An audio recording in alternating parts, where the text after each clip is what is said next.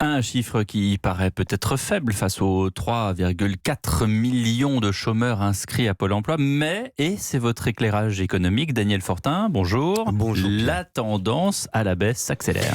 Oui, ce recul est 3 fois plus élevé que celui de 2018, donc le balancier est reparti dans le bon sens, celui d'une lente mais continue baisse du chômage.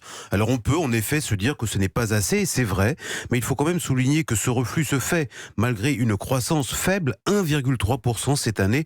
Or malgré cela, la France crée énormément d'emplois, 263 000 en 2019, plus d'1 million en 4 ans, c'est beaucoup plus que pendant les 30 glorieuses où l'économie progressait 2 à 3 fois plus vite. Ce qui est nouveau aujourd'hui, c'est la forte amélioration de ce que les économistes appellent le contenu en emploi de la croissance. C'est notamment la conséquence des baisses de charges qui pesaient sur les employeurs. Mais est-ce qu'on est sûr, Daniel, que le chômage va continuer à baisser ? Alors non, loin de là, en l'état actuel de leurs prévisions, les économistes tablent sur 153 000 créations d'emplois l'an prochain, ce qui serait un sérieux coup de frein par rapport à cette année. La raison, c'est qu'on ne pourra pas tenir éternellement le rythme actuel des créations d'emplois, alors que la croissance ne repart pas franchement. Et puis, les entreprises ont toujours beaucoup de mal à recruter dans certains métiers, faute des compétences nécessaires. Au total, même si le taux de chômage est au plus bas depuis 10 ans, avec 8,5%, la promesse d'Emmanuel Macron de 7% de chômeurs à la fin du quinquennat sera difficile à tenir. Merci Daniel Fortin, rédacteur en chef au journal Les Échos.